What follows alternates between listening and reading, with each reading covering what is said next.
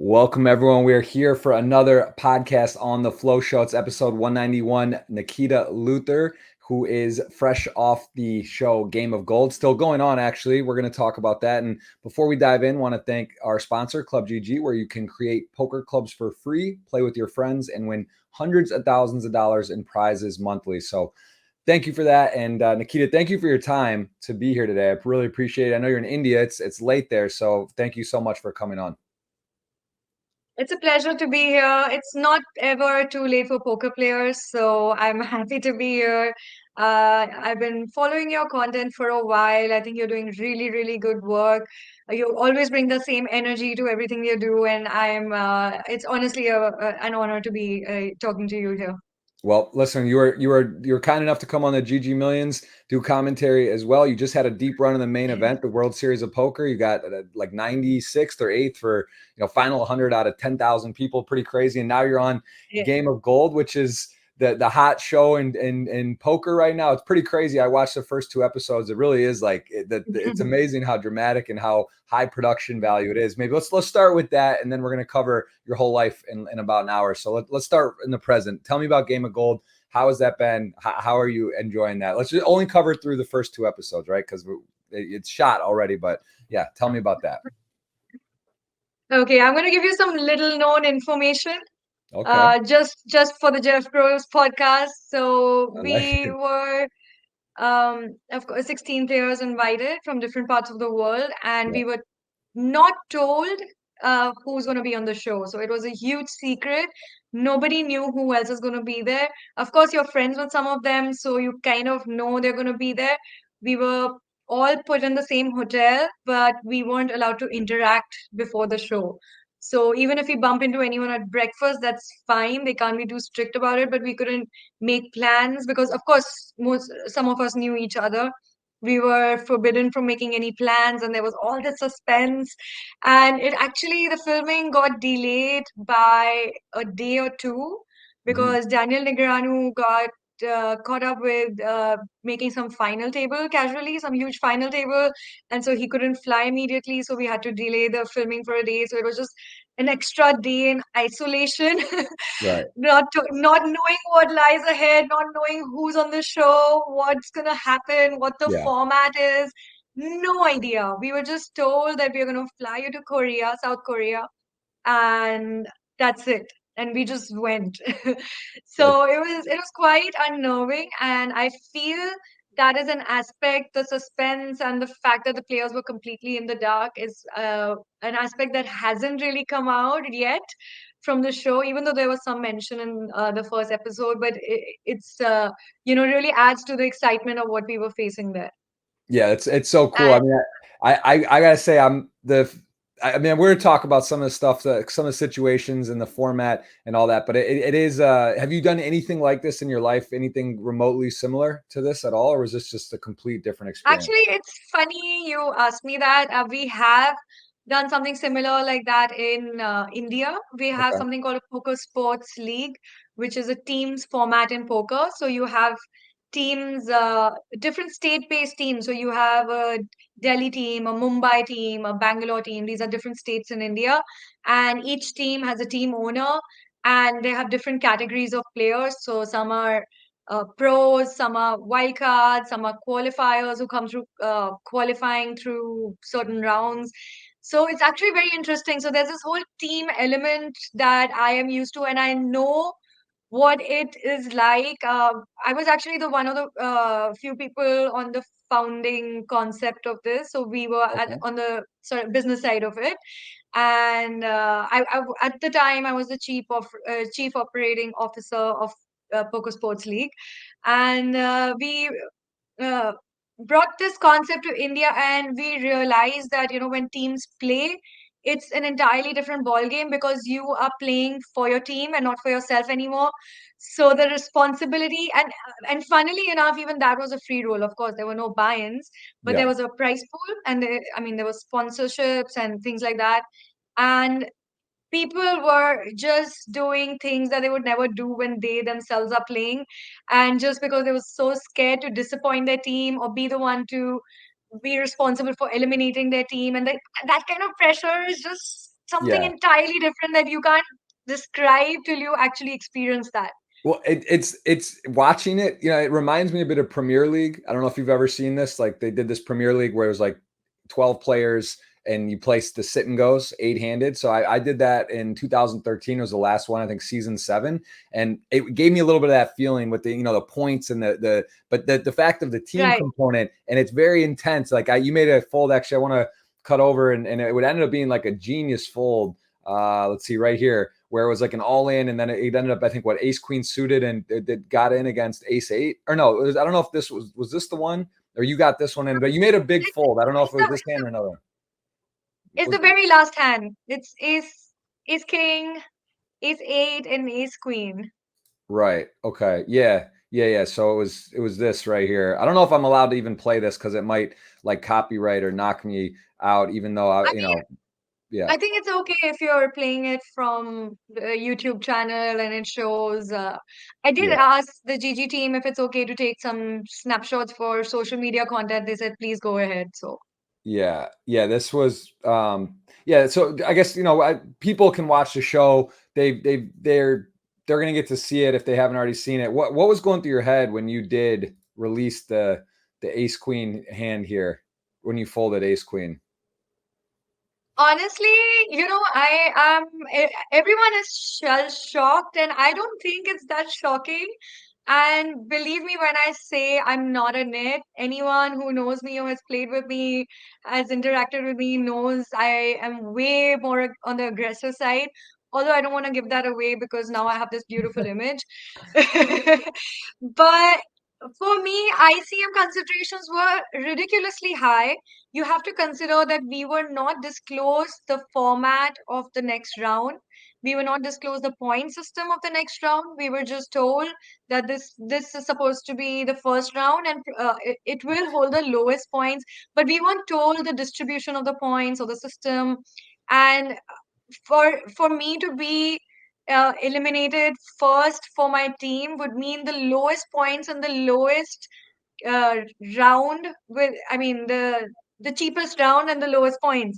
And I never wanted to get into an ICM situation like that where the chip leader has opened and the shortest stack has jammed, and I'm somewhere in the middle and I'm just rejamming ace queen when there's such a huge chance for the chip Yeah. leader to just flick it in for the short stack. It's not a lot of chips, and just see an elimination go down there as mid stack. I really think it's not that shocking. I Yeah, no, mean, what I actually love the most about the show is you got the different rooms of reactions for all different situations. Because the beautiful thing about poker is there's different ways and thought process. Because you even see in, like, let's call it, I'd say, the team that's the most, you know, experienced or the biggest, Jason Kuhn, Daniel Negreanu, you know, Kevin Martin in there, right? But Daniel and Jason they're playing the high rollers and at the highest level, top of the game right now. But even you see them like on spots where it's like queen 10 suited, like you know, they're saying, oh, you should min. And Michael Soiza, I mean, he's in yeah, there. He's in his right. He was actually one of my last guests on the podcast as well. He's one of the top players in the world, winning Triton events,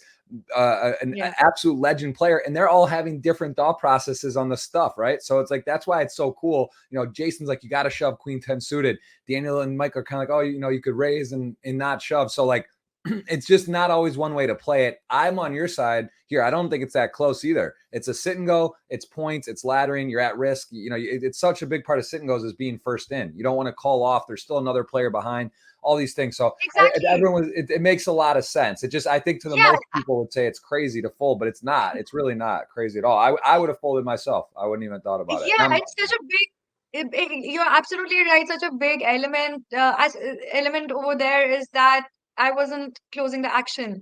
I still had the chip leader left to act, and the collision effect is something that, of course, ICM teaches you.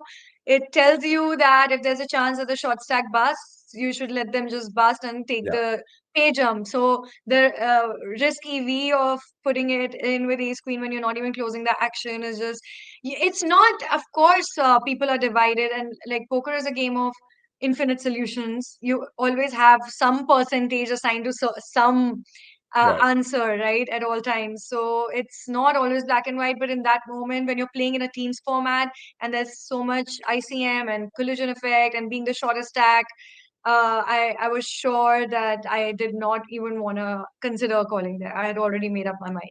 For sure. Well, it is again. It's the drama, how they make it in these hands. It really is special, and I believe the same producers and as Squid Game, right? It's some of the like the highest value production and stuff. And I've helped out as well, and was talking with them and like casting. I remember before when it was coming up, and it was just like it was so exciting. I hope there are going to be numerous seasons of this. And again, we've seen only two. I think episode 3 released today, right? So 3 of maybe 12 episodes or so, and Yeah. it's very fun, and it's an amazing format. And again, well, we can't spoil anything, so I hope you did well. I hope it worked out for you.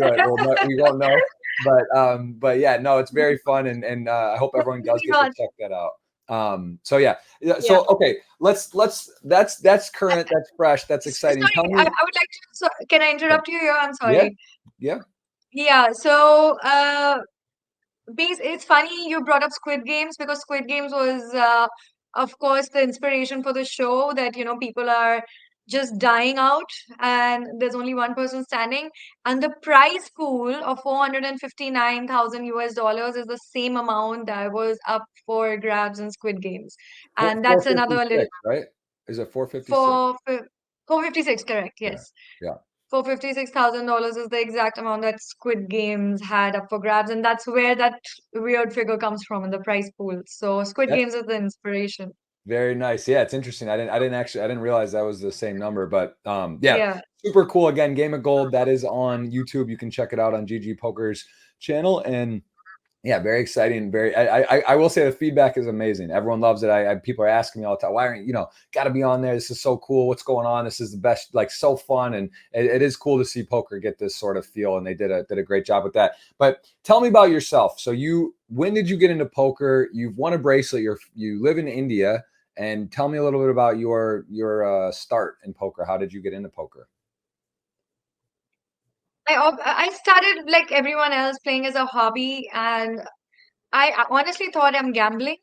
And then over time, I realized that if I repeat certain strategies and patterns, it actually turns out to be profitable for you. And profitable means like I was playing for free play chips then with my friends on Facebook, literally. So I really enjoyed seeing myself climb up the leaderboard versus my friends and then just troll them the next day.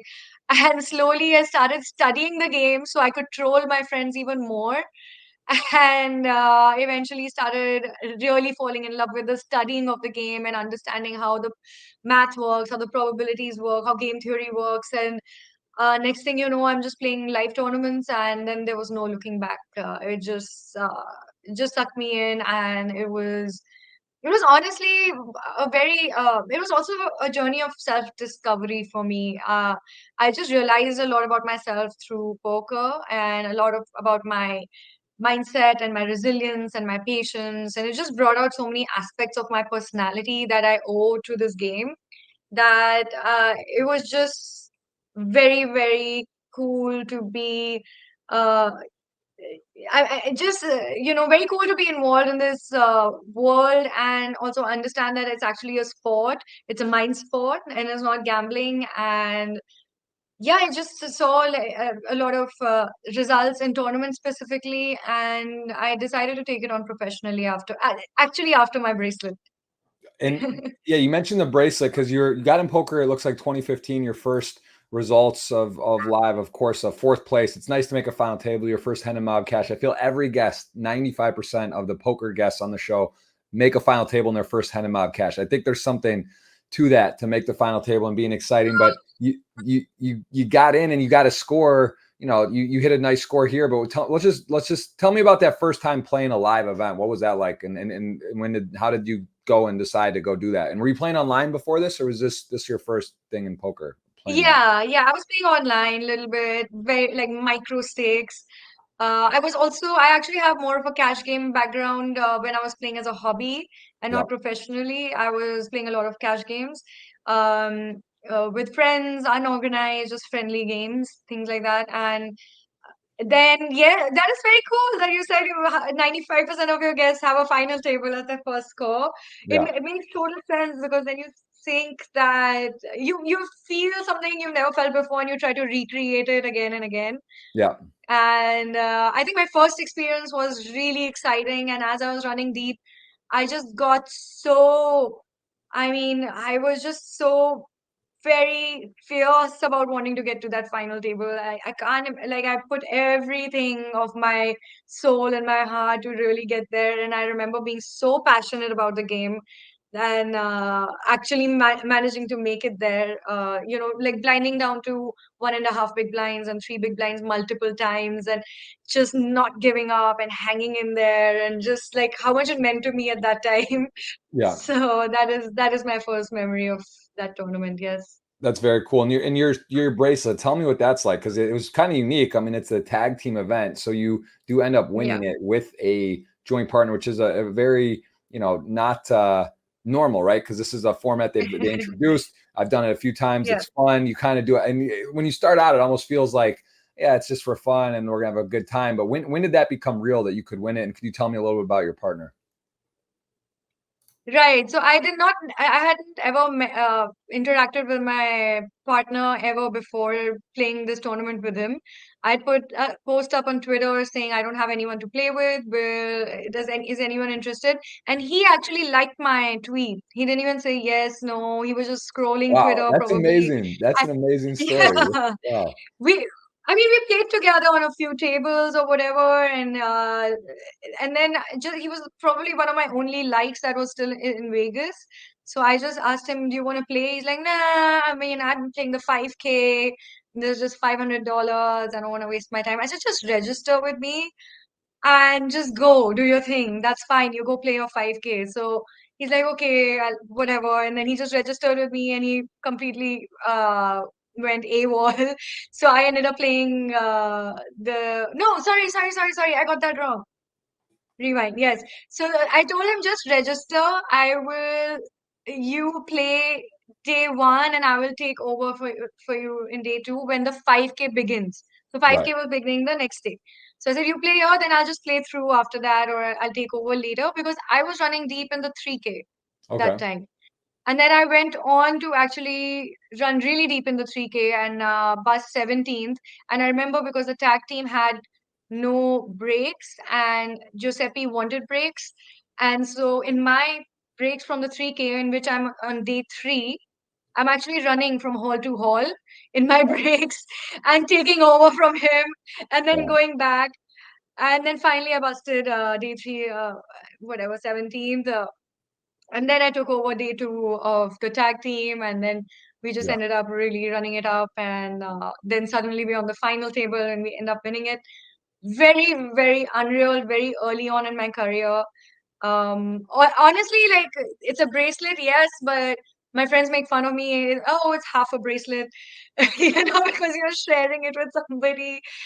But I mean, it's not. I get my full bracelet, firstly, guys, and it was obviously very exciting. But I'm way more proud of some of my other achievements. Even Yeah. though they didn't result in bracelets, I have some really nice results that I feel that I really like prepared for and worked hard for Yeah. and got there and consistently kept getting there. And those are the things I'm more proud of, actually. It's actually interesting, this one, because I remember I've done a 4-person tag team a few times, and then they moved, I believe, only to 2. But this looks like, because there's a team that looks like got 3. Was this 3 or 4? You could play 2, 3, or 4, or was it 3? Yeah. This was multiple people. If you see Manig, Yeah, yeah, Peter, and Joel, they were one team. yep. But could you be 4, or was it 2 or 3? Because I see 3. You could be four. You could be You could four. be 4. Okay, yeah, I Yeah. seen, and I know they changed it. I think this now it's 2, I believe, for Now the it's only two. yeah, Yeah. but There's yeah, just too very much cool. chaos. Yeah, that's a lot, because yeah, it's fun. Like 2 is fun. You get 3 or 4, no one really gets to play then, or it's too much to Yeah. coordinate. So yeah, that's very cool. And then you were mentioning some other results. Obviously, now you just fresh off your last score is basically almost a 6-figure score, getting final 100 out of 10,000 in the main event. How was that experience? Because that I've had 2 deep runs. I've gotten like 220th, and that's the room's small and you can feel it's real. How did it feel with 96 left? How was that to be down to less than 100? this year. This was Oh just my now. God. At this point, I have almost a decade of playing poker, serious poker, high stakes poker, and live poker. But nothing prepared me for this experience. It was so stressful. And when they say the main event is a marathon, it really is a marathon because you have to go at it day after day after day on the same schedule. Um, just the stakes keep increasing, the pressure keeps increasing, and because I was one of only two women left in that final 100, final 1%, and I had the chip lead for I think 3 days running, top 10 chip stacks. I just had all that attention on social media with the WSOP team, with the staff. They put me on the feature table 2 days running, and actually, on the second day, I went and requested that please don't put me on the feature table again. I haven't slept because I had too much caffeine the previous night and too much Wow. stress and nerves. And I was like, please, not today, just for some time. Just let me play my game. I'm playing for $12 million. And they weren't having it. Zero sympathy. Wow.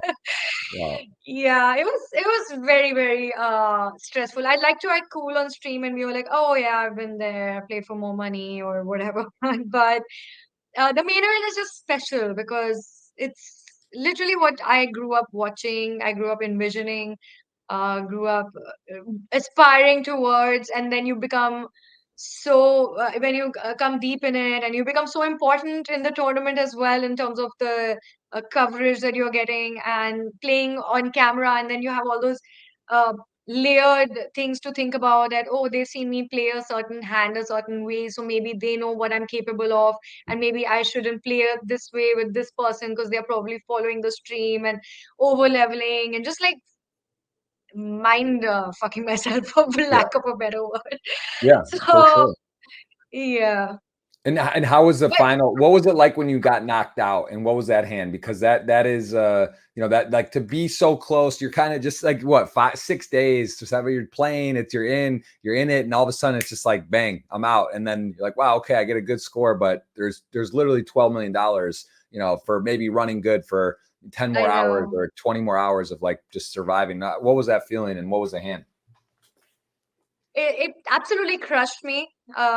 Even though I was under so much pressure, I was having so much fun. I was having the time of my life. Yeah. And because I had like a whole mountain of chips in front of me and I knew exactly what to do. And I just lost two or three massive hands back to back. I lost a coin flip and then another setup. And then I mean, I did make a mistake. I'm not saying I didn't, but the rest of it was just setups or losing coin flips. And eventually, I lost with ace queen to ace king, and there was a queen on the turn for my tournament life. And it was particularly painful because I had the exact same situation for the WPT main event in Vegas, Aria, for the trophy. So I'm heads up against a UK reg, and I cover him by just a little, and we both go all in with.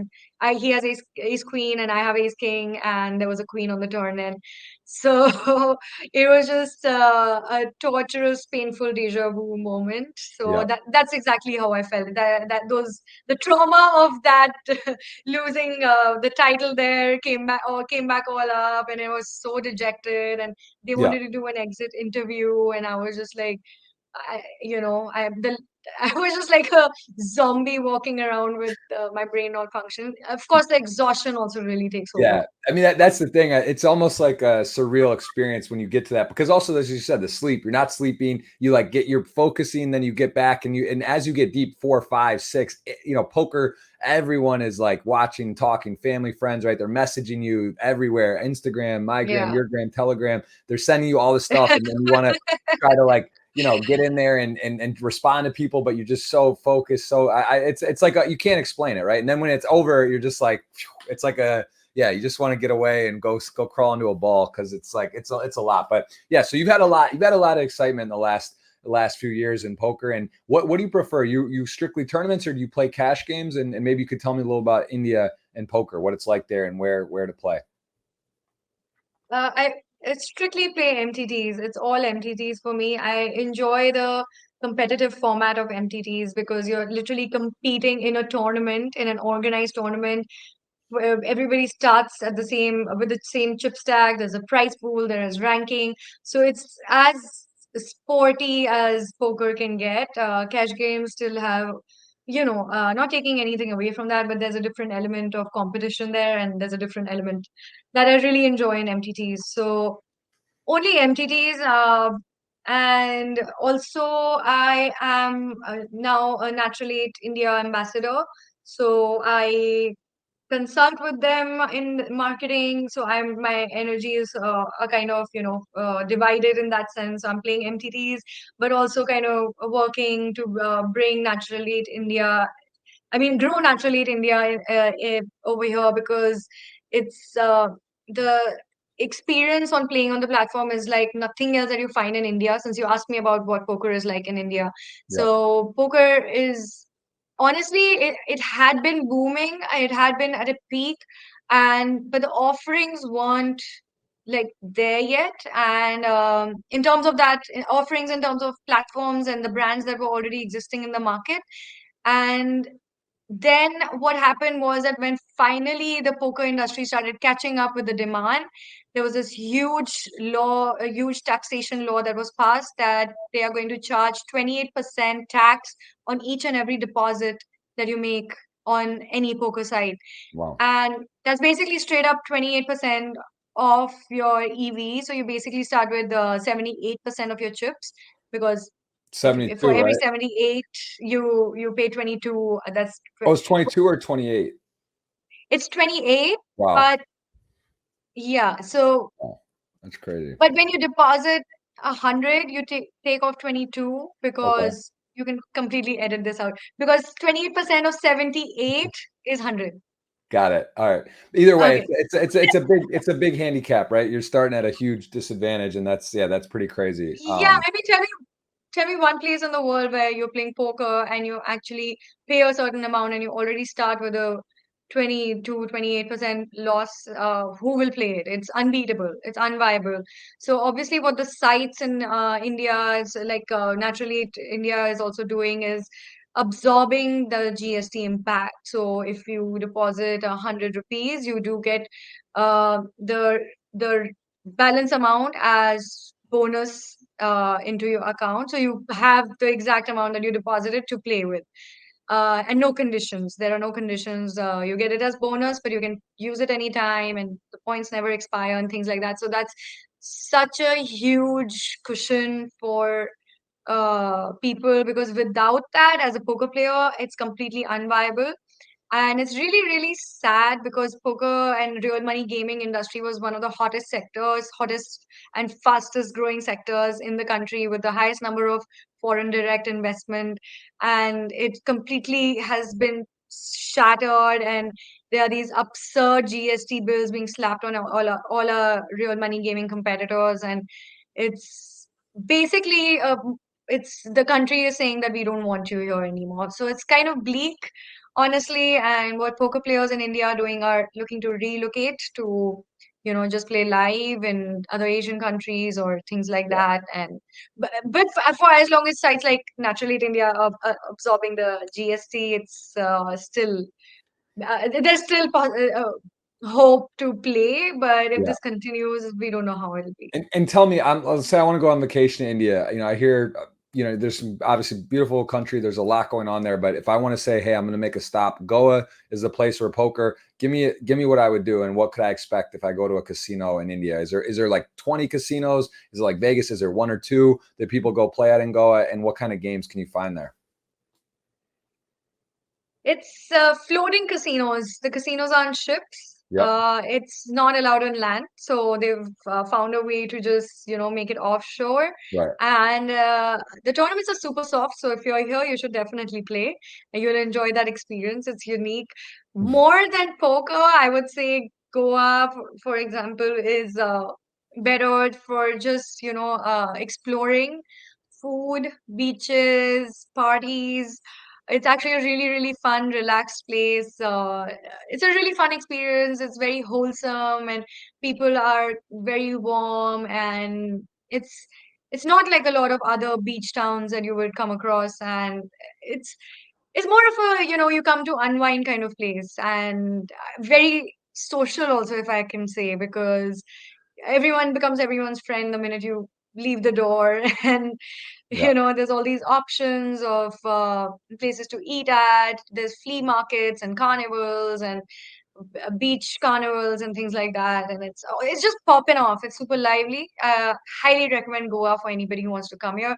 Not for poker that much anymore because of the taxation, but yeah, Right. it's a good And, experience and overall. what is the currency exchange like for if I want to go play? Is it like 5-5, 10-10? Do they have 25-50? And do they do PLO, Hold'em? What kind of games do they run at the live casinos and stakes?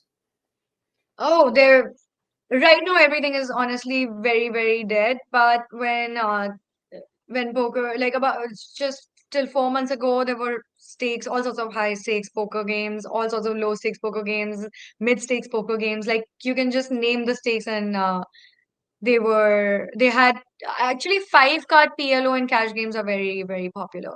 So there's Okay. a bunch of 5 card PLO cash games with really high buy-ins. That's like Miami And now. It's all 5 card in the Hard Rock and this in yeah, local home games. People love the 5 card. It's getting popular. Yeah. Yeah. is there any strategy in 5 card PLO? Is it all gambling? Like, is there immense strategy? What is the ratio? So it gets exponentially crazier. Like the math and the hand equities run so much even closer. But 6 cards also gotten popular. Like some games I play, and that's even that gets kind of wild. And like 6 card high low. Like PLO 8 for 4 card where it's high low. Yeah. There's 5 card the big O, 6 card high low. I mean these games, yeah, you start getting into a spot where it's a bit there's a lot of gamble, but I do think that it helps with the skill gap, right? It's like in Hold'em there's like a huge disparity. People are going to get a lot more creativity. The great players are going to find ways to manipulate board and bet sizing and put more pressure. So as you get more cards, I do think it does narrow the skill gap some. But you then run into possibilities of card sharing, like these type of things. If you're playing, it's like it can be a lot easier to collude or something. And you just again, it's just a different nuance of the game, and it's more gamble. Next it'll be 7 card short deck or something. You know what I mean? It's like it's just always different games, and people love cards and thinking and the combination of luck and skill. I think that's the overwhelming factor. And I know I do want to touch on that because you seem very about life and with poker and energy. And how would you say that I was reading some notes that you've talked about, like within poker and variance and luck and skill. How do you kind of apply poker to real life? How do you sort of tie it all together? What would you say poker has taught you or made you understand about life, if you will? Like I've seen some quotes and some thoughts you've had on this that I find very, very interesting because I think similar on a lot of it. Could you maybe break that down about luck and Yeah. poker and variance and how you feel? I feel poker really makes you aware of the existence of variance in all of life. All of life is in a state of probability. There's a probability of every event happening at any time. And it really makes you realize the it empowers you as well as makes you realize how small you are in the grander scheme of things, because you realize that as long as you are doing your best, the outcomes are not in your hand. So your job is basically to keep doing the best that you can possibly do, and then leave the rest up to the probabilistic nature of the universe. And that is something that really transmutes into every area of life and really makes you a lot calmer, because then you're like, every disaster that happened is not actually because of you, as long as you are true to yourself and doing the best that you can. So that is definitely one of the things. Another thing is just the idea of stress and pressure. Just completely, you have a completely different perspective of stress and pressure when you play poker, and then you face stress and pressure in life, what people are stressed about or feeling pressure about, and then you're like, you face the same situation, and because you felt the stresses and pressures of poker, that same situation is so easy to navigate for you. Like, you don't get bogged down, you don't shut down, you think clearly through that situation. And I think poker really teaches you to handle pressure really well, teaches you how to Yeah. be detached from outcomes, teaches you also this is a really interesting one, because it teaches you that the short term versus long term. Like, in the short term, people will slip, but consistency always wins. And as long as you are in on an overall growth curve, then you're doing fine, because in the short term your curve can look like this, but as long as it's going like that, it's all pretty good. And I think really focus on the long term and see where you are today as compared to where you were, say, 5 years ago, instead of thinking of where you're not, Yep.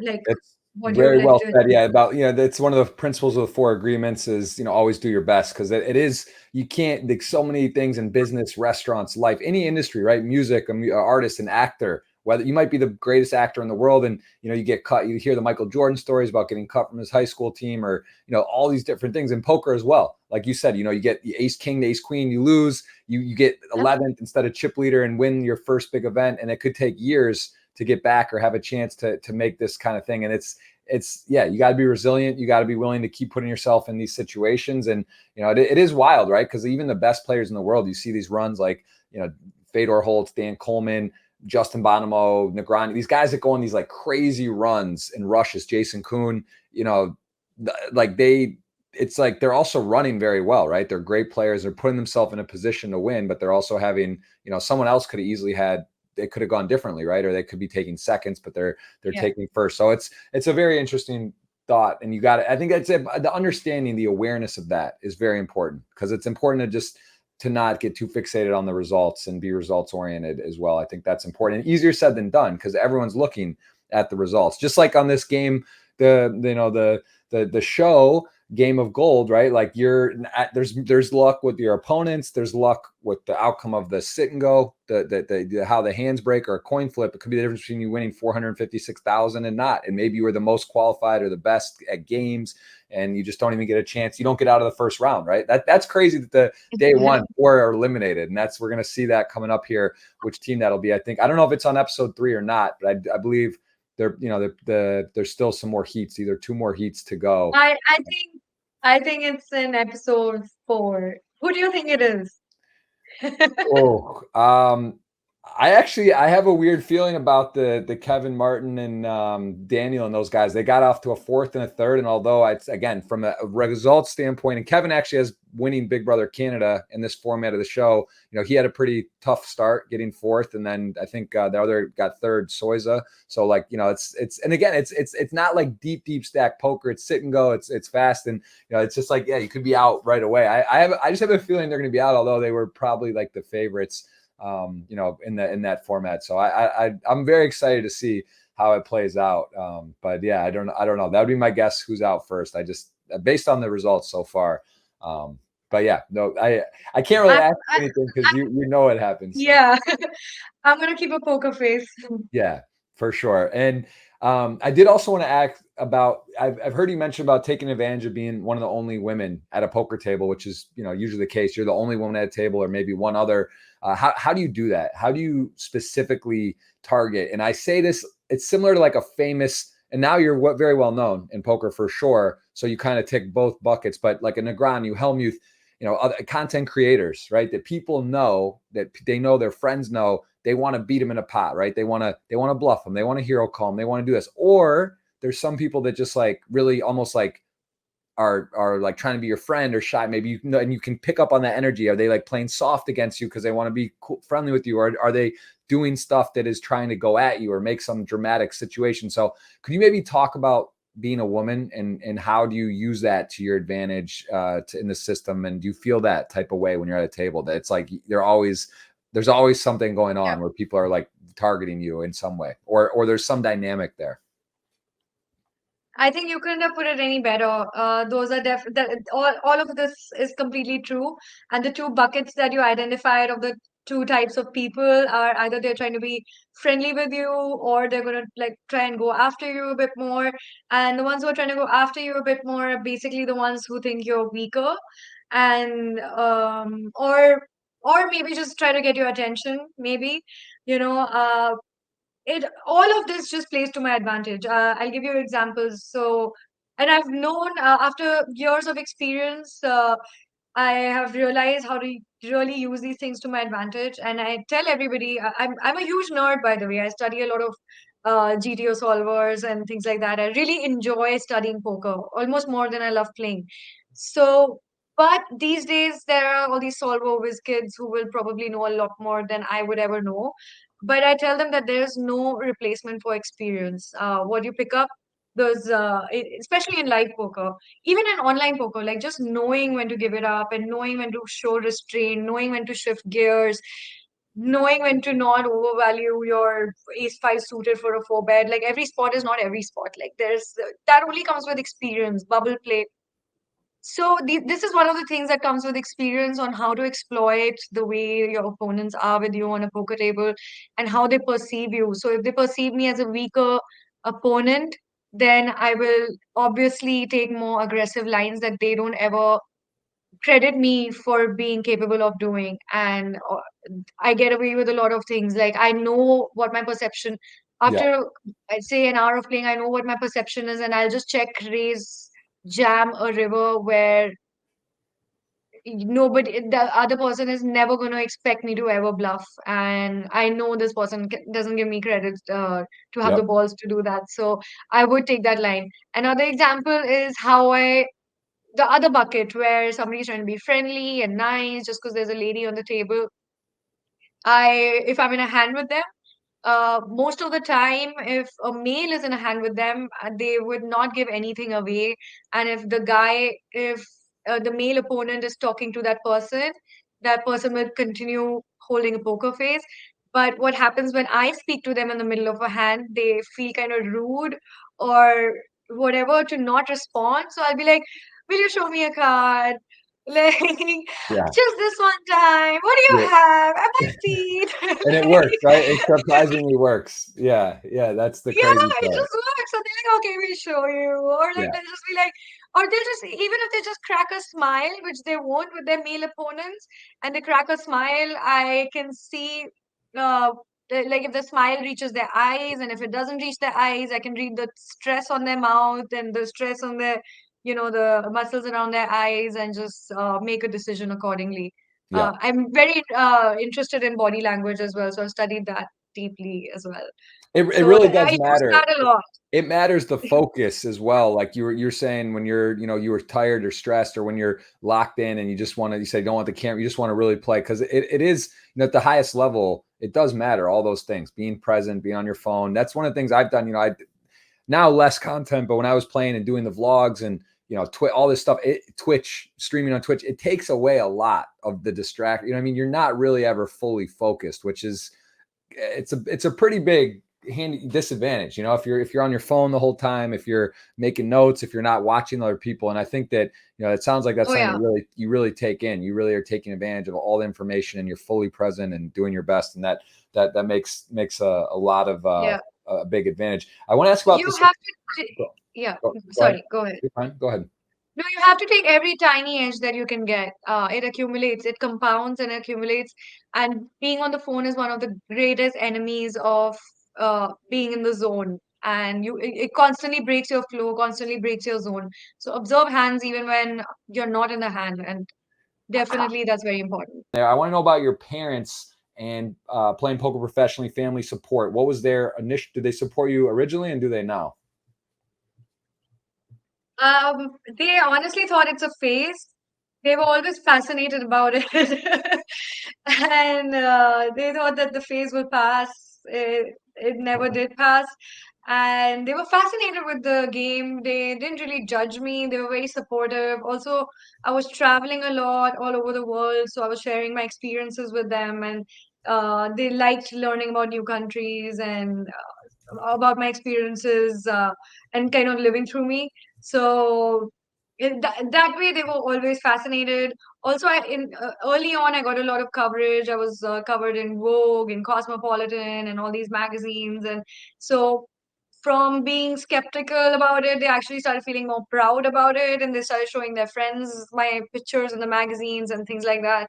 So honestly, they've never really said anything. Like here and there, my father would make a joke about like me gambling for a living, but obviously over time he realized that it's actually very skilled game and da da da, and it's taught in Harvard and MIT and very intelligent game, and it's actually something to be very proud of. And Yeah. they are super proud of me. They've been very, very supportive, I have to say.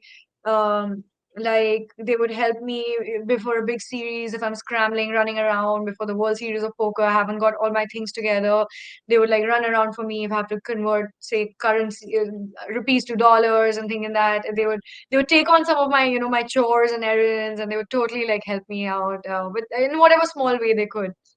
And my mom keeps giving me very mindset advice.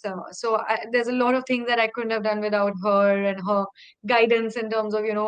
I have a tendency to get very anxious, not so much anymore, but I would get a lot of nerves, and my mom would guide me through that. And so, yeah, they've been overall very supportive. No complaints, which is a huge contrast to Indian parents. Actually, even today, you'll see a lot of players playing and things, but they don't want their pictures online because they say their parents don't know, their in-laws don't know that they play and things like that. And so there is still stigma, but honestly, Jeff, the world is changing. Everything is being the way we looked at life, careers, and professions is completely changing with social media. Being a streamer, being a podcast host, these are very legitimate careers in this day and age. It's not just the idea of being a doctor, engineer, or a lawyer or things like that. Like people, I know influencers on Instagram that are making 10 times more than what an MBA in India would be making, so, and there's a No, lot of for sure. respect and all It's of true. that. Like as content creators, I know content creators that are doing so much better than anyone else. That people are streaming. Uh, Very interesting stat, by the way. There are 41% female gamers in India.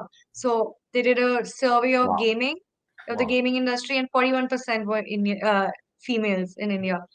So everything is changing, like Right. perception, landscape of uh, how we perceive things as conventional or non-conventional is changing. So Yeah, it's very, very cool. I mean, look, Miss Botez, I see her at every poker stop now. Triton, she's coming to the Bahamas. She just released that for GG. She's playing the main event, and she's like, one of the biggest chess stars, which chess is obviously less, it's like backgammon or chess. It's sort of a worldwide game that has not really have negative connotations, where now I think poker, I think she, who's obviously very acute to the landscape and how her image is important and what she's doing and already in a good spot, she is basically, I don't know if she's like, not fully, but she is becoming like really into poker. And I think this crossover with chess and poker is great, and it's cool to see. And I think there is sort of less of a stigma now, and poker content is getting, it's growing. The game's growing. The live numbers, World Series setting a record by far this year, 10,000 plus entries, and yeah, online the GG, the WSOP, right? It was like 2.7 million at first, and Bert is the Mr. Giraffe Ganger there, right? He takes down the tournament while streaming on Twitch for 2.7 million. Like these type of things, like really like elevating the game. And I think that the show, of course, game of gold, which I was just realizing, I think pretty much everyone on the show has been on my podcast. Your team, all of these fine gentlemen have been on the podcast. Now you've been on the podcast, and it does bring me to my next question. When you got drawn into this team, I mean, these are three world-class poker players that have been around for a while. Yo Viral does huge content, plays nosebleed cash games. Fedor Holtz has arguably, he's one of the all-time leading money earners and had probably the sickest heater in the history of poker. And then Charlie Carell, who's also like a really has a ton of results and known for his live reads and plays the highest stakes and done some crazy bankroll challenges. What did you think? Let's just talk, not to spoil. I want to ask you, when you saw the team, who do you think was going to win? But let me just ask you, when you got your team, let's talk about your team. What were you thinking about the draw versus the other teams? I mean, obviously, I was stoked. I thought we were definitely the strongest team. I know there was Team Kuhn, but being with Fedor, Yuval, Charlie Carell was incredible, especially because honestly, Fedor was a very interesting experience to get to know him much better. A lot of people say, yeah, he went on a heater for all those years, and yeah, sure, he's good at poker, but you needed the luck or the run good or whatever. But when you actually speak to him, you realize that he's an actual genius. He's very, very calculative. I mean, everything he speaks has been thought through beforehand. You ask him a simple yes or no question about his personal life, for example, he would answer in a game tree. So there will be like, if yes, then this, then that. If no, then this, then that. If no, if yes, no, then this. I mean, it was what? I Yeah. just asked yes or no. It's Yeah. a simple question, Well, Fedor. it was funny when the ace queen hand came up. He literally knew you were probably going to fold because he said you guys had spoke maybe a little bit of strategy or talking, and then someone, I think it was Yeah. either Charlie or Johan, said something. That he's like, she's going to fold because we spoke, and like he just kind of, I think he understood Yeah. how you were approaching the situation. But that's what I'm saying. That's why it's so cool to see, like, Charlie or Johan have a different feeling than Fedor, or Jason, like the Queen 10 where Kevin shoved, and again, Jason Kuhn and Daniel Negreanu. Titans, they're both like disagreeing on like kind of the overall thought of how to approach a hand. So yeah, that's why I think it's so fun. But yeah, for sure, your team super strong, and it's going to be exciting to see Yeah. how it Which plays team out. is your favorite? But man, the favorite, I I'm sitting like. right I actually really, I like your team based on the room. I love the commentary and sort of the energy, and Yoav Viral's, kind of going wild. I mean, Charlie's got his shirt off, like there's like, he's just the way he like closing his eyes. It's like Game of Thrones, like in the thing, like it's crazy. Like, you know what I mean? Like Jason Kuhn is even like, what a legend. Like it was crazy, like it's just honestly like the content is so good. It's so here. Yeah. wild. I think that Honestly, that's been the most fun, but I every, mean, yeah. we had to wake up like super early in the morning. Our call time was like 7 a.m., 6:30 a.m. for makeup. And we're all like walking in groggy, and Charlie's hair is like that, and he has so much of it. And we are all getting our hair done and things like that. And Charlie refuses to let anyone touch his hair. He's like, no, I will not let anyone. And I'm like, Charlie, it's standing in every direction. You look like a mad scientist. Yeah. He's like, no, this is my hair. I don't believe in combing. Why should I do anything for other people or the Yeah. camera? I want to be who I am. And That's I'm like, amazing. That that's woke, I guess. that's awesome. I I But I, lit- I think I know almost every person there. I haven't met Kaina before, and I haven't interviewed her or Olga, who actually was like played like an absolute beast. That was fun to watch. She just like went for it yeah, as well. So like that was cool. But I mean, every one of the players I know fairly well. And I've been around for forever. And it's a great cast. They did a great job of mixing it all together, and it just, yeah, it's cool. So I don't know, I do like your team, honestly. I'm not just saying that. I think your team is great. And again, obviously the Jason, Daniel, Kevin, Michael is, I think from a experience, and also just like currently, right, they're battling at the highest level, like those guys, Michael, Daniel, and Jason and Michael, just like we're literally winning Triton events like within, just recently. They're playing the highest buy-ins and competing at the biggest level at yeah. every stop. So, and I mean, Daniel, yeah, Soiza's a complete crusher. Like he's a yeah, legend. yeah, Definitely. yeah. So it's tough. And then you got like, yeah, I mean, there's Jungle Man in there just casually hanging out and doing his thing, and it's amazing. Yeah, it's really, really, really, really fun. What what Jungle Man is basically just sleeping through the show. He's too. It's not interesting enough for him. Yeah, well, he's just like, you can make a reality show around Jungle. He's just he's in his own world. He's definitely in his Yeah, own yeah. world. So, I'm absolutely joking. He was a huge, huge part of the show. There's a lot yeah, to watch. You'll see. He's actually a really, really amazing human being. Never you. I saw. I mean, I understood him on a very human level. You see him, on the camera, dressing flamboyantly and things like that. But he's a super cool guy in real yeah, life. yeah. He's if you haven't been, you should definitely go on his podcast if you haven't. He's a great guy. He's been on mine He, several times, and he's a very, yeah. very He, interesting he actually person. asked me to be on his podcast this week itself. So, Okay. uh, Well, I'm gonna make sure to yeah, release this fast. I got to beat him to the punch because Jungle's he's making moves. He's making moves, and he's in yeah. there. He's in the mix. But no, I want to have everyone So, on. I'm thinking to do like the Game of Gold bust out round, right? Like if from a group, if someone has, even if they've been on the show before, I'd love to talk to someone right away, right after like the show releases and someone's knocked out. I think it'd be kind of cool to get like a that type of thing. But you're very much in, and good luck on that part. So we don't want to spoil anything. I do want to know about your background in you went to school in Delhi, or is that right? Or you did mathematics and studied in university, and what was were you into poker at all then, or was it after university that you found poker? Yeah, towards the end of university that I found poker. I studied in New Delhi all through, and towards the end of college, I started discovering poker, and I started my career in marketing, and then it was just not as interesting as poker, and I started giving more and more time to poker, and um, did not really see any. I mean, I was always a kind of a rebel, and I didn't want to fit in a mold, and like I never thought that there's anything wrong with following what I really want to do.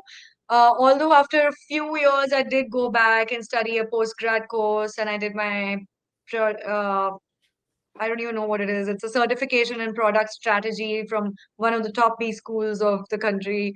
But that was many years later, and very recently, actually, around the pandemic, because I had all that extra time. So I decided to make use of the time. But uh, yeah, I never thought that if poker is something that I can legitimately do, that I shouldn't do it because it's not conventional. So that was never a thought in my mind. If I ever don't continue with poker, it'll be for different reasons. It'll be because I have decided to not want to play poker anymore, or that I'm, not interested in it anymore, and I've done enough, or whatever.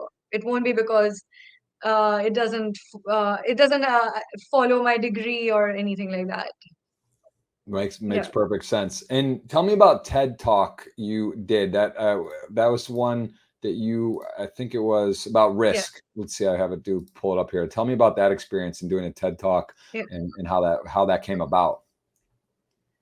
Yeah, I like how my mouth is just hanging open in this All still. right, let me just But no, it's fine.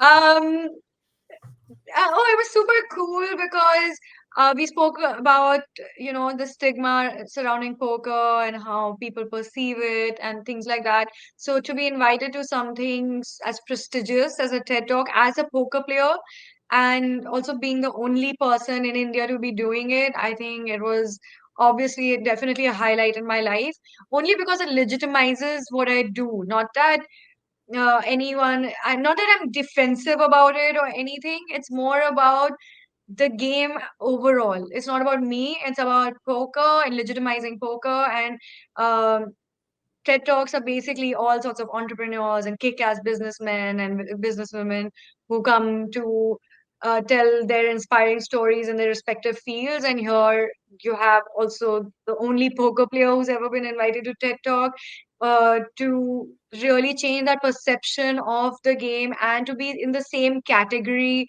as some of the biggest entrepreneurs and businessmen and thought leaders in the world. And to be given that differentiation is, I mean, sorry, I'm fumbling on words, but no. being able to, really have that opportunity was honestly really, really cool. I was, of course, happy for myself. Any opportunity that comes your way, I would be lying if I'm super humble and I say, oh, it's not about me, it's only about poker. I was, of course, very excited about it, but honestly, this was more for the game. So whatever I said at the talk and however I addressed, however put together the game, it was only to connect with the masses, with the audience that doesn't play poker, to Yeah. make them understand how poker can really connect to your life and teach you things about life, and how the game is actually a very beautiful, challenging, interesting game that can teach you a lot about so many other areas of your life, including business and entrepreneurship and uh, things like that. So that was a great opportunity. Very cool. I will say I know Liv Marie, who's been on here as well on the show, and she's a good friend of mine. I think she's Yeah. done some TED Talks, I believe. I don't know specifically. I don't know if it's about poker or Yeah. more I game meant theory. only poker player in India, not, of Okay. course. I know Yeah. Liv.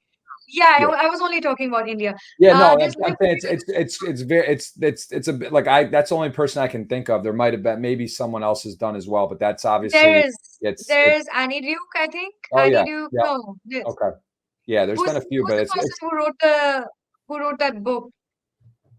I don't know um if it's Annie Duke or sounds right. But yeah, it's yeah. you said it was during the pandemic though, correct? So you were actually on a screen, which was let's see, it's like because you were not. It was done in a way. It was almost like you said more challenging, right? Because it's like you're talking, but you're Yeah, like talking to a lot of the hundreds of thousands of people or however many, yeah. and then you're not really yeah. There's no one there, but you're Yeah, talking. so How was that? yeah, so I'm actually talking in front of thousands of people live, but I didn't have anyone to make eye contact with. I didn't have time to, pause for reactions, take a break. It was just one long monologue, and that was so much more unnerving doing it in front of a live audience that you can't see, hear, Yeah, feel, but everyone's still watching. So it was super weird. It was in the height of the pandemic. They had already invited me before the pandemic actually uh, begun, and a few months into it, they were just like, let's just do it anyway. We'll do it in front of a live audience. Let's not wait any longer because it was already a year since we had decided to do it. So we just went ahead with it. And it was quite unnerving not being able to see your audience or pause, or because you don't know when to pause if you don't have anyone to pause for, or right. or just kind of walk around or whatever, because you had to stand in one spot in front of that camera that was just like you're just standing there on that one spot. You can't even like kind of take 2 3 steps around because there's a marker. And that was scheduled to be in India though. Is that right? Kolkata. Yeah, it was in New Delhi in India. Okay. Yeah, Very, yeah, very cool. And tell me about like what your peer group is like. Do you when you go to stops, you travel around the world, how much do you enjoy the travel aspect and getting to hang out with friends? Do you have sort of a core group that you spend time with, you go to dinners with on stops, and or do you kind of just are you like a lone yeah. wolf or do you have a group? No, I know a lot of people around poker by now. I've been around the live scene for really long. I would say for the international trips, of course, I have my own crew in India, um, who I also travel with, who travel pretty often. But mostly, I actually have a very special crew of friends who I met at Ben CB's boot camp. Uh, Ben CB had selected 20 people to come for his boot camp to Barcelona in Spain. And we all stayed in one big villa, all 20 of us. And we were being trained by him morning, noon, and night. We were being fed boiled vegetables. No, the food was amazing, but Yeah. all healthy, clean, no sugar, no caffeine, no alcohol, just clean food. Uh, training morning, like noon and night, hours and hours of just Yeah. studying and coaching and practicing and things like that. And so we became and this went on for 5 days or 6 days. And so we became very closely knit, spending all that time together in one big villa, in the middle of nowhere. Actually, it was on the outskirts of Barcelona, so you had nowhere to go. So even when we went anywhere, we all went in a group to the beach, for example, and things like Yeah. that. So these have become some of my super special friends in poker. We always make it a point to catch up on our stops. We always make it a point to have the raise your edge boot camp lunches and dinners whenever we are at the World Series, for example, or Very cool. any of the European stops where I bump into them pretty often. We discuss strategy. I've had uh, hand analysis calls with them. I talk to them pretty regularly even now. Yeah. um like, we'll just go through a hand history together on like a Zoom session or something like that. And so it's like a very good ecosystem community, good friendships that have lasted about almost 4 years or more, consistently long distance. So there in this boot camp there were people from Canada, Argentina, Portugal, Asia, India, like all over the world. These 20 people came together and just decided to stay in touch and be a closer community. By the way, at the end of this boot camp, Ben CB had basically selected the he got hundreds and hundreds of applications, and he selected the top 20 that he thought had the most potential and some of Yep. the biggest sickos and nerds. And we had this whole sit and go on the last day in which Ben CB played as well. And guess who won it? Was 19 guys and one girl. right here. Yes. There you go. That should be on the Hendon Mob. I got a lot of love for Ben. I've worked with him since the beginning with Raise Your Edge, and you know that's the course the curriculum that I support the most. And there's obviously some great options out there. I Yeah. feel like Ben, you know, he's such a hard worker. You know, he's so motivated. Yeah. Just a absolutely, you know, a guy of integrity, and also has I've invested in his business for esports as well with Ascend. But I know Ben well, and yeah, that's a great group. That's a great peer group to have and bounce hands off. And they really do take it seriously, and you know they know what they're doing. You can count on what they're saying. It's good, and they're up to date on the population tendencies and all that. So yeah, that's a great group. And I want to do that. Like I said, I got 2 kids now, less on these type of things, but I love those type of stuff, like to go travel, do these type of events and have fun and go away. I know that one was very cool. I heard great feedback about that, and that is nice to have that in your arsenal. How much study do you do versus playing? What would you say your breakdown is in a given week in terms of hours? If you online versus like if you're playing online, So, let's say. like you said, Raise Your Edge is actually one of the coolest courses. It's so clear, so simple, and yet so effective.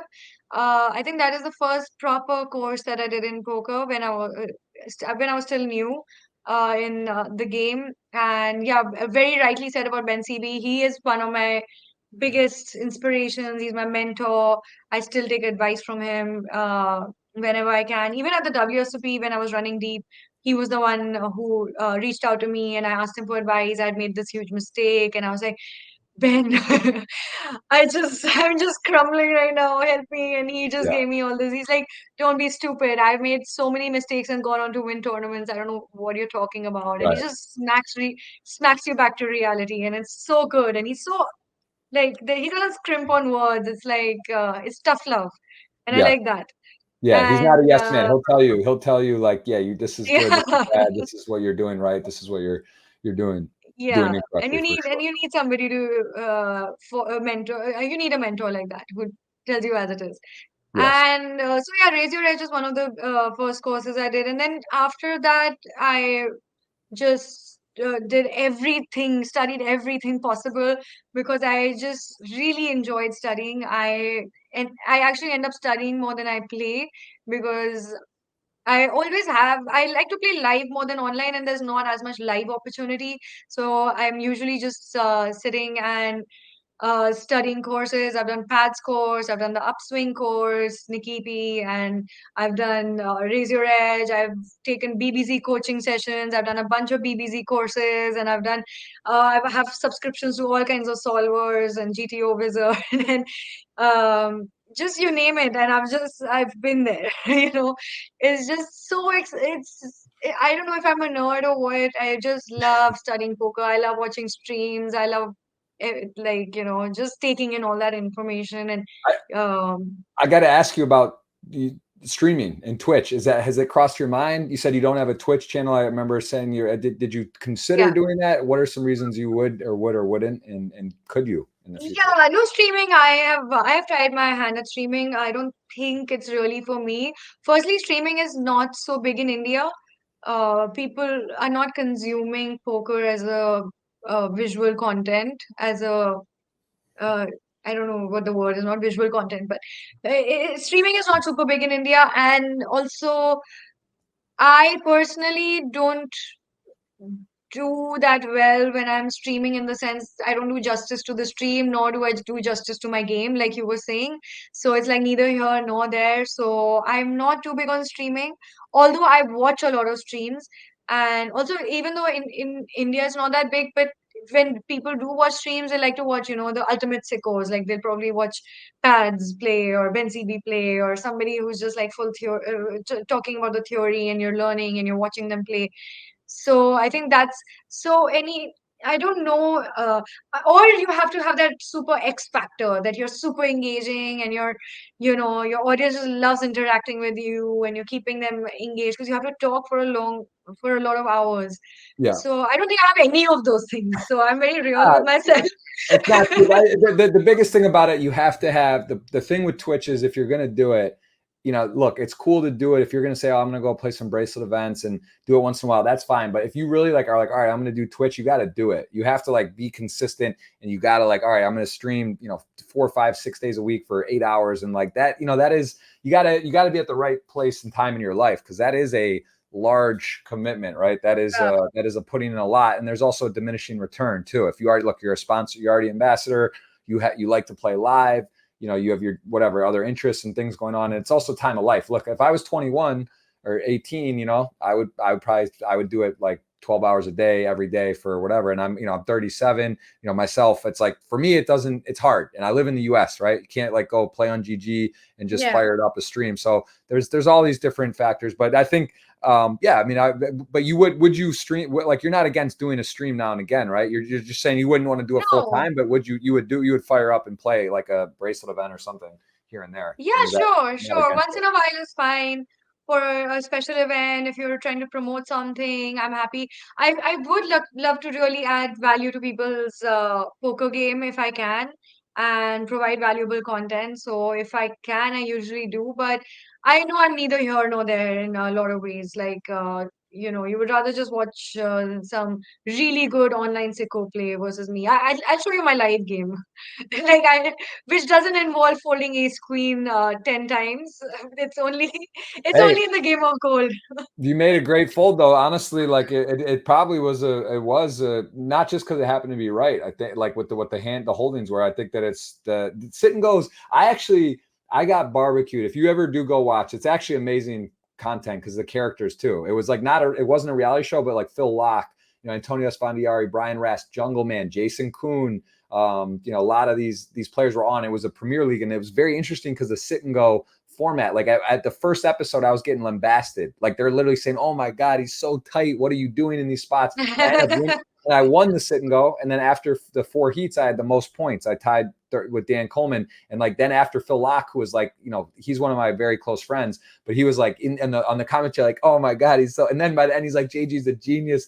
I'm such a fish." And like I get it now. So it's like that like strategy. It is a strategy. It's a different type of poker, and tight Yeah.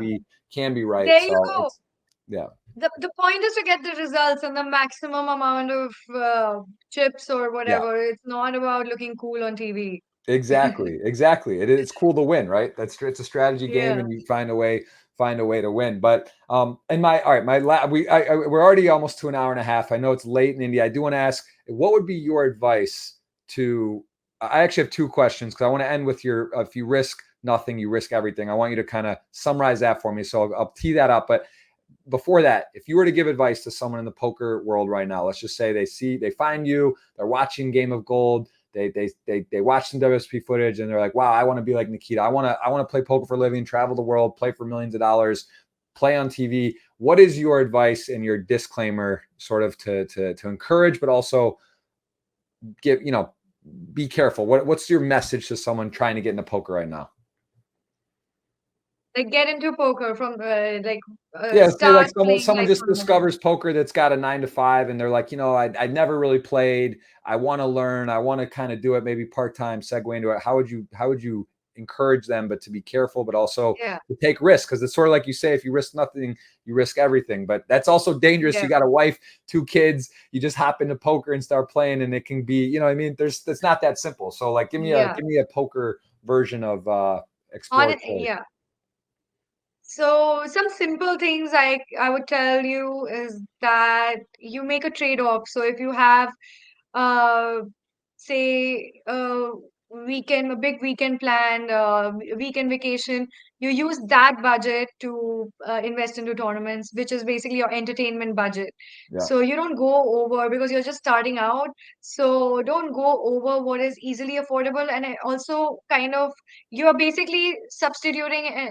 entertainment for entertainment, but you choose poker. So I don't know if this advice resonates, but this is how I started telling a lot of my friends who were playing. I would say, instead of going out uh drinking on a night, use that money and play online. But don't use money that you don't intend to spend. Right. So as if you're starting out, that's especially true for live poker. So treat it as your vacation initially. Enjoy it. Don't worry about. Definitely don't go over your bankroll.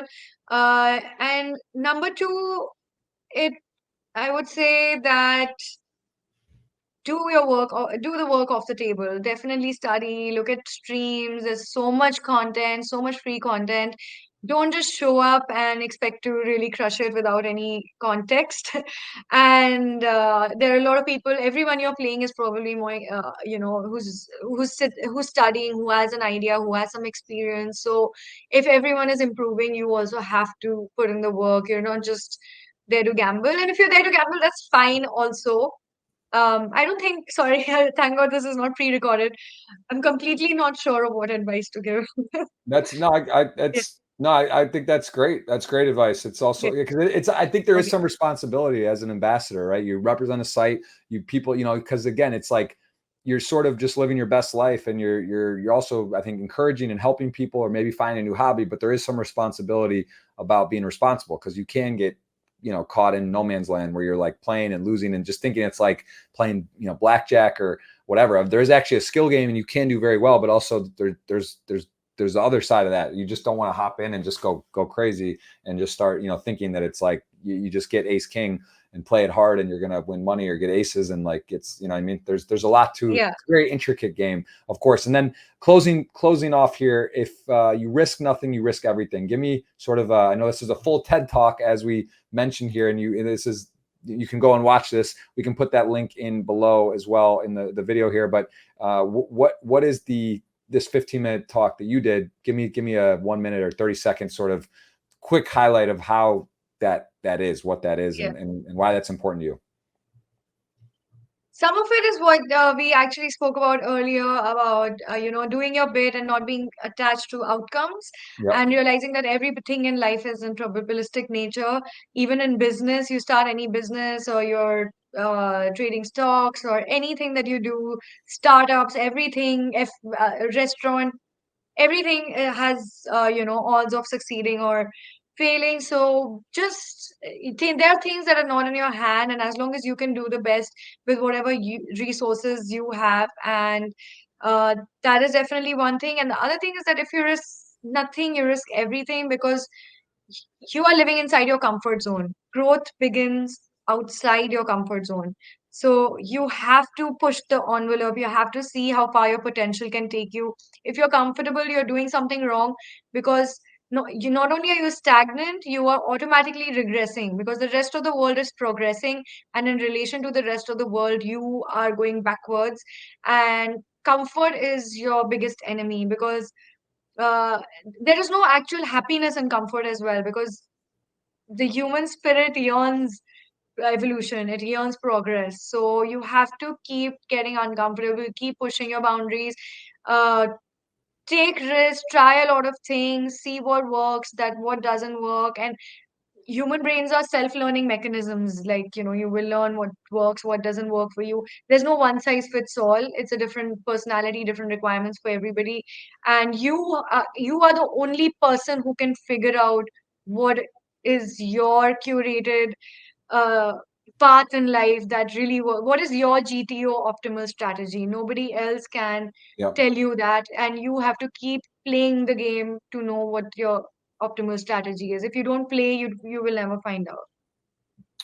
Well said. That's a great walk off. I love that. That's a very powerful message. And I said last question, but just as a fun one, tell me your favorite poker stop you've ever been to, and also your favorite city that you've been to. Two separate things: for poker trip that you've been to, and your favorite just city to go to in the world.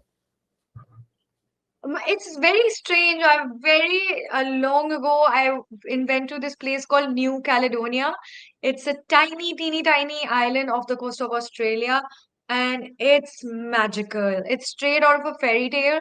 Um, When you go there, your vision changes from 240p to 1080 p HD Wow. 4K, like because it's everything is the blue is so blue and it's Wow. every shade of blue. The green is so green and the birds are so bright, and you're like, Oh, wow. am I tripping?